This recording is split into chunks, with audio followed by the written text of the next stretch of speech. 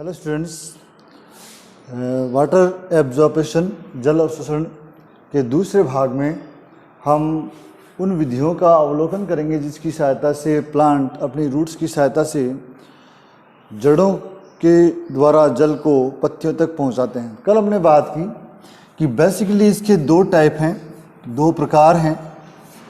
उनमें पहला जो है वो है पैसिव या inactive water absorption. Most probably पौधों में यह बहुत सक्सेसफुल विधि है। इसी विधि के द्वारा लगभग पौधे 97 to 98% पानी का अवशोषण करते हैं। इसका मूलभूत कारण यह है कि इसमें ऊर्जा का लॉस नहीं होता। ये ऊर्जा बिना खर्च किए, ऊर्जा की हानि नहीं है यहाँ पर। दूसरा, इसका जो सतह है या ये कहें कि इंडक्शन है वह है पादप की पत्तियाँ।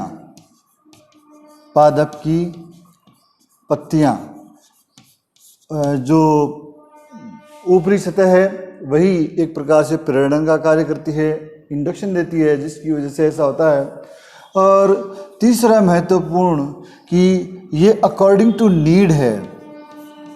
अकॉर्डिंग टू नीड का मतलब होता है कि पौधों को जब जल की आवश्यकता होती है तब ये ज़्यादा सक्रियता से काम करता है, और जब जल की आवश्यकता नहीं होती है तब इसकी सक्रियता भी कम हो जाती है। इसके अंदर जो प्रेशर काम करता है या जो मेन पुल है वह है transpiration pull. Transpiration pull, basically transpiration pull क्या है उसको हम अभी समझेंगे। तो पौधों में, लगभग सभी प्रकार के पौधों में, खासतौर पर बड़े प्लांट्स में ये सक्सेसिव विधि के रूप में या सक्सेसफुल विधि के रूप में स्टडी की जाती है। देखते हैं ये विधि क्या है, इसको समझने का प्रयास करते हैं। हमने लास्ट जो टॉपिक्स हैं ऑस्मोसिस, उनके अंदर सभी प्रकार की दाबों का अध्ययन किया है।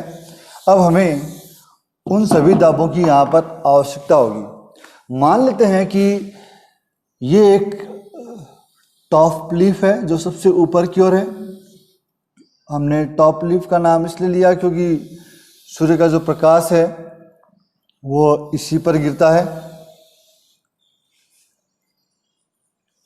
इसका जो संबंध है वो जाइलम और फ्लोएम के द्वारा पौधे के जाइलम और फ्लोएम के साथ है।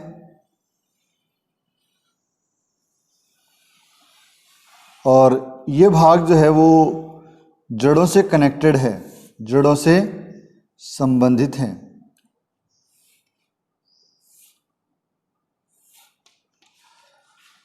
मान लेते हैं कि यहाँ पर बहुत सारी सेल्स हैं। जैसे हम कोई भी एक सेल ले सकते हैं। जैसे ये सेल है, इस प्रकार से। मान लो कि ये सेल ए है। जब सूर्य किरणें पत्ती की सतह पर गिरेगी तो पानी यहाँ पर वेपर के रूप में बाहर निकलेगा, वाष्प के रूप में, जिसको हम सामान्य रूप से ट्रांसपिरेशन कहते हैं। ट्रांसपिरेशन ये एक अलग टॉपिक है जिसके बारे में हम डिटेल से बात करेंगे। जब किसी सेल के अंदर, सेल ए जिसके द्वारा जल की हानि हुई, तो हम ये कह सकते हैं कि जो सेल ए है उससे जब पानी बाहर निकल गया, वाटर बाहर निकल गया, तो इस सेल की कंसंट्रेशन क्या हो गई? इंक्रीज हो गई। कंसंट्रेशन इंक्रीज होने का मतलब क्या हो गया कि इस सेल की ओपी बढ़ गई।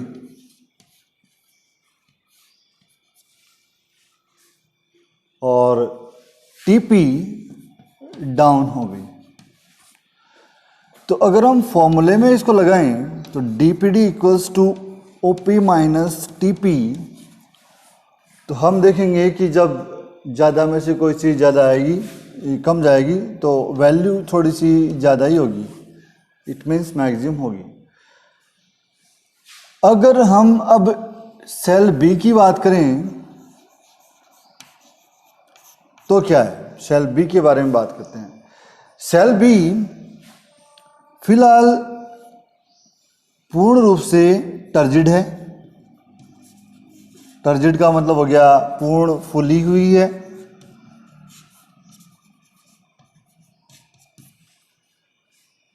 और ये सेल कंपैरेटिवली पिचकी हुई है, इट मीन्स ये फ्लैसिड है, फ्लैसिड पिचकी हुई। आप ये देख पा रहे हैं कि जो सेल जिसने पानी के लॉस कर दिया है उसको निश्चित रूप से पानी की जरूरत होगी और पानी की जरूरत उससे नज़दीक कोशिका द्वारा पूरी की जाएगी। It means cell B cell A को वाटर प्रदान करेगी। ये हम टर्जिडिटी और फ्लैसिड सेल के आधार पर समझते हैं। अब इसी को आप फॉर्मूले में ले लीजिए। अभी ये सेल टर्जिड है तो इसका डीपीडी क्या हो जाएगा, ओपी इसकी तुलना में ज़्यादा है माइनस टीपी थोड़ा सा कम। हम जानते हैं कि डीपीडी का जो मेन फॉर्मूला है उसके अंदर मोमेंट ऑफ सॉल्यूशन क्या है, लो डीपीडी टू हाई डीपीडी। ये वाला मास्टर फॉर्मूला हमें ध्यान में रखना होगा। इस सेल का डीपीडी कम है और उस सेल का डीपीडी ज़्यादा है तो पानी यहाँ से वहाँ तक जाएगा। सेम फॉर्मूला सेल सी के लिए भी लग जाएगा। सेल सी जो कि ये है, इसमें भी वही स्थिति रहेगी। अब इस सेल का जब पानी निकलेगा तो ये ए वाली दिशा में आ जाएगी और इसके नीचे जो सेल है वो बी वाली दिशा में होगी। तो जो कंपैरिजन हम ए और बी में कर रहे हैं वही कंपैरिजन हम बी और सी में करेंगे, तो वाटर मूवमेंट क्या हो जाएगी, ये हो जाएगी। इस प्रकार से हम देखते हैं कि सेल बी से ए में, सी से बी में और इस प्रकार क्रम से ये चेन शुरू हो जाएगी।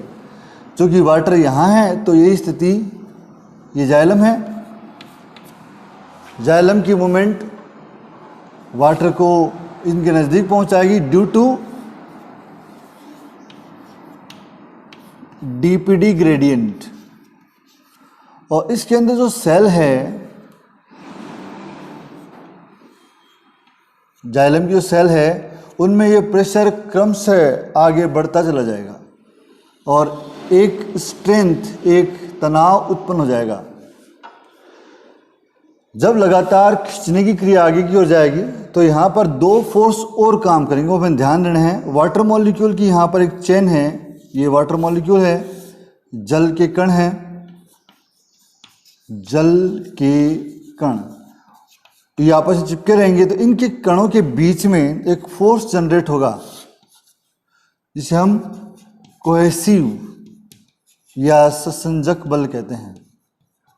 कोहेसिव फोर्स या ससंजक बल। साथ ही जो वाटर मॉलिक्यूल है वो इन दीवारों के साथ भी एक फोर्स दर्शाएंगे। ये फोर्स जो है वो है एडेसिव फोर्स, आसंजक बल।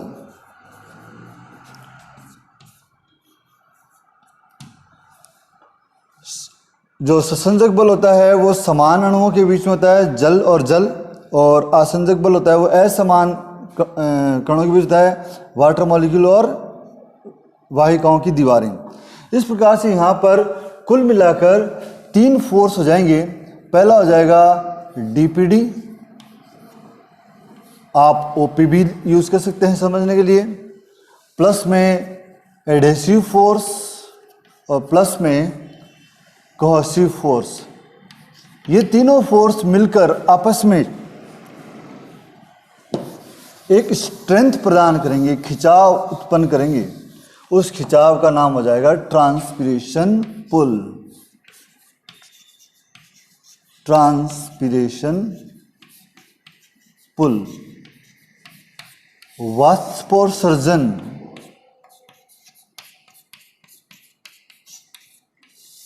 कर्षण बल। बड़े से बड़े पौधे में जल का प्रवाह जड़ों से लेकर पत्तियों तक इसी विधि द्वारा होता है। ये फोर्स इतना ताकतवर होता है कि 500 फुट तक आराम से पानी का प्रवाह हो सकता है। एक्टिव फोर्स इससे जस्ट उल्टा है।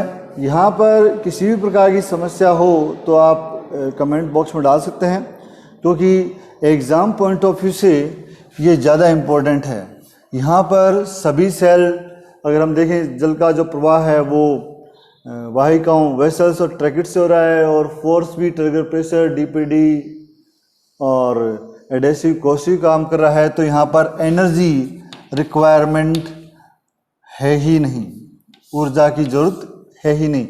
इसीलिए बिना ऊर्जा खर्च किए पौधे जल का अवशोषण कर पाते हैं। साथ ही पौधों में जल की सबसे ज़्यादा जो डिमांड है वो होती है दोपहर के समय। अगर हम देखें तो दोपहर के समय ही वाष्प या ट्रांसपिरेशन जो है वो ज़्यादा होगा, इसीलिए फोर्स भी उसी समय ज़्यादा होगा।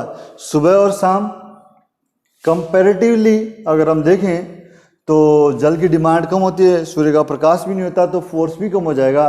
तो सुबह और शाम पौधों को कम जल की जरूरत होती है, जबकि दोपहर के समय बहुत ज़्यादा। तो ये इस बात को भी एक्सप्लेन करता है कि पौधों को जब जरूरत होती है तब ये फोर्स क्या उस समस्या का समाधान करता है या नहीं करता है। तो ये काफ़ी इम्पोर्टेंट है। देखें, अब हम बात करते हैं सेकंड, जो कि है एक्टिव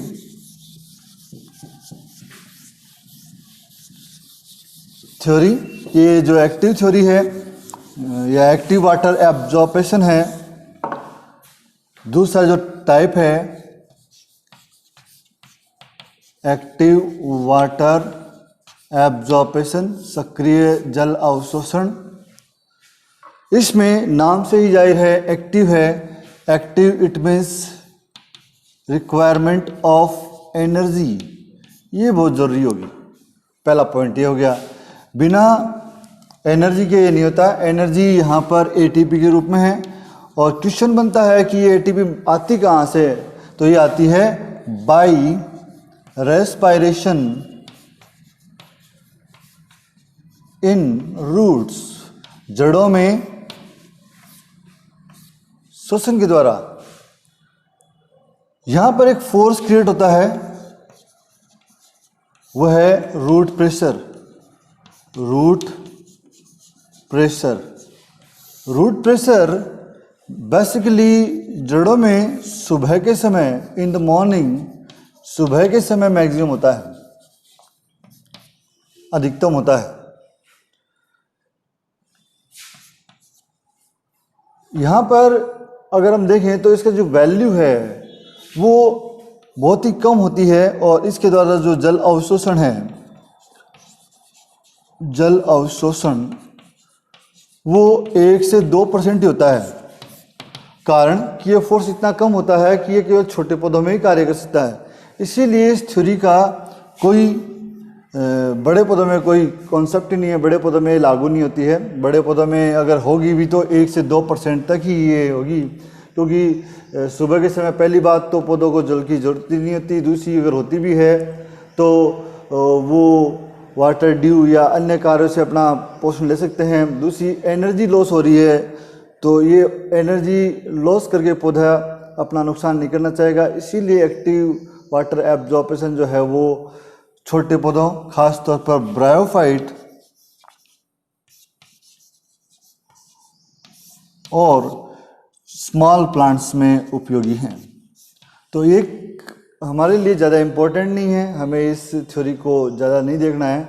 हमें 2 चीज़ें ध्यान रखनी है कि यहाँ पर एक तो ऊर्जा का इस्तेमाल होता है जो कि जड़ों में शोषण द्वारा है, और दूसरा है मूलदाब। मुख्य जो प्रेशर है मूलदाब है, जो कि सुबह के समय ज़्यादा होता है। यही इसका ड्रॉबैक है कि जब इसकी ज़रूरत होती है तब ये होता नहीं है, और जब इसकी ज़रूरत है ही नहीं तब ये होता है, तो इसलिए इस थ्योरी को हम रिजेक्ट कर देते हैं। हाँ, 1 से 2% पौधों में जो छोटी साइज़ के हैं या ब्रायोफाइट कैटेगरी के हैं वहाँ पर ये बेसिकली उपयोग की जाती है, लेकिन बड़े पौधों में ये कारगर नहीं है।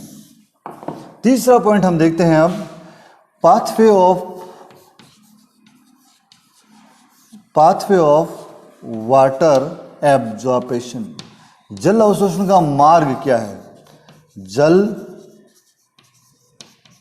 अवशोषण का मार्ग क्या होगा? जल अवशोषण का मार्ग की बात करें तो हमें 3 मार्ग देखने हैं। मैं एक छोटे से डायग्राम से आपको एक्सप्लेन कर दूं। मान लें ये जड़ का कोई भाग है जहाँ पर सेल्स का अरेंजमेंट कुछ इस प्रकार से है। ये एक सेल है, ये दूसरी सेल है, ये तीसरी सेल है, और आपस में ये सेल वॉल और प्लाज्मोडेस्माटा द्वारा जुड़ी हुई हैं। इसमें ये जो पोर्शन है ये सेल का एक्टिव पोर्शन है जिसमें वैक्यूल होती हैं और सेल सेप होता है।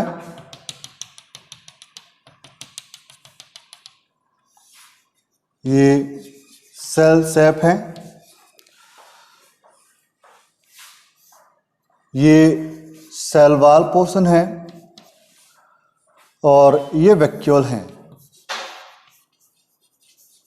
इसी बेसिस पे पाथवे ऑफ वाटर और जल अवशोषण का मार्ग 3 कैटेगरी में बटा हुआ है। नंबर 1 सिम्प्लास्ट,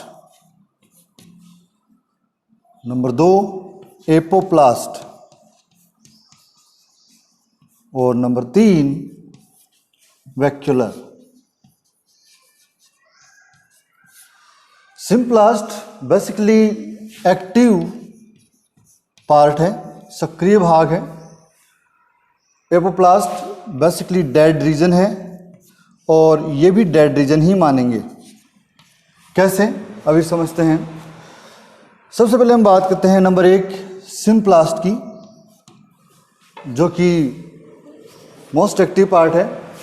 तो हम यहाँ पर देखेंगे कि जो जल मूवमेंट है एक सेल से दूसरी की, वो यहाँ पर एक सेल के प्रोटोप्लाज्म से दूसरी सेल के प्रोटोप्लाज्म में होती हैं। यहाँ पर जो कनेक्शन का जो कार्य है वो एक सेल से दूसरी सेल में प्लाज्मोडेस्माटा द्वारा किया जाता है।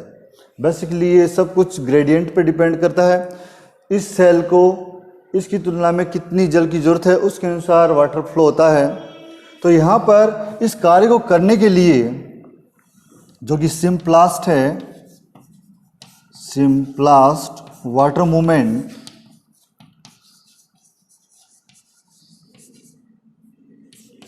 उसमें एटीपी की जरूरत होती है, ऊर्जा की जरूरत होती है, और ये हमेशा सेल टू सेल होता है। नंबर 2 हम बात कर रहे हैं एपोप्लास्ट। एपोप्लास्ट जो है वो सेल वॉल से सेल वॉल होता है, water movement from cell wall to cell wall. ये नंबर 2 है, इसको हम एपोप्लास्ट कहते हैं। एपोप्लास्ट और निर्जीव पाथवे और निर्जीव, बेसिकली इसमें देखा गया है कि जो वाटर फ्लो है वो डेड पार्ट से होता है। सेल वॉल कोशिका का डेड पार्ट है, तो वहाँ से वाटर मूवमेंट जो होती है वो एक भाग से दूसरे भाग में पहुँचती है। लेकिन इसका एक डिसएडवांटेज भी है। अगर हम देखें तो इसमें एंडोडर्मिस की जो सेल है, एंडोडर्मिस की सेल में हम जानते हैं कि कैस्पेरियन बैंड पाए जाते हैं। कैस्पेरियन बैंड की वजह से वाटर एक जगह आकर रुक जाता है। इस कैस्पेरियन बैंड जो कि एक बैरियर है, तो वाटर कंडक्शन के लिए यहाँ पर एंडोडर्मिस मेम्ब्रेन कार्य करती हैं। एंडोडर्मिस मेम्ब्रेन के द्वारा water movement 1 cell to second cell होता है। इसे हम एंडोडर्मल मेम्ब्रेनल वाटर ट्रांसफर कहते हैं। तो एंडोडर्मल मेम्ब्रेनल वाटर ट्रांसपोर्टेशन एक प्रकार से एपोप्लास्ट का ही भाग है। तीसरे और लास्ट क्वेश्चन की अगर हम बात करें, थर्ड एंड फाइनल, तो हम देखेंगे कि वाटर मूवमेंट जो है वो वैक्यूल टू वैक्यूल है, एक सेल के वैक्यूल से दूसरी सेल के वैक्यूल तक। लेकिन इसमें बीच में प्रोटोप्लाज्म भी पार्ट लेता है और प्लाज्मोडेस्माटा भी भाग लेता है। तो हमें यहाँ पर ध्यान देना होगा कि जो थर्ड पार्ट है वैक्यूलर, उसमें एटीपी की रिक्वायरमेंट होती है, ऊर्जा की ज़रूरत होती है। इसीलिए क्योंकि जो सेल है वो प्रोटोप्लाज्म के बीच में है और जब प्रोटोप्लाज्म से वाटर वैक्यूल में आएगा और फिर वापस प्रोटोप्लाज्म जाएगा तो उसको आगे पहुंचने के लिए ऊर्जा की जरूरत पड़ती है। यहाँ पर बेसिकली ऑस्मोटिक प्रेशर थ्योरी कार्य करती है, ओपी थ्योरी कार्य करती हैं, क्योंकि सेल के अंदर जब पानी का प्रवाह होगा तो वैक्यूल फूल जाएगी और उसका ओपी गिर जाएगा, और जब पानी बाहर निकलेगा तो ओपी बढ़ जाएगा। ये बात हमने पहले ही बात कर ली। तो बेसिकली 3 मार्क हो गए इसके, सिम्प्लास्ट, एपोप्लास्ट और वैक्यूलर। हमें आज की क्लास में देखना है कि थ्योरी क्या है जो हमने पढ़ी, साथ ही वाटर पाथवे क्या है। यदि इससे संबंधित कोई भी समस्या आपको आती हो तो आप कमेंट बॉक्स में डाल सकते हैं, और इससे पूर्ण वीडियो को देखकर आप इसको कनेक्ट भी कर सकते हैं। तब तक के लिए धन्यवाद, थैंक यू।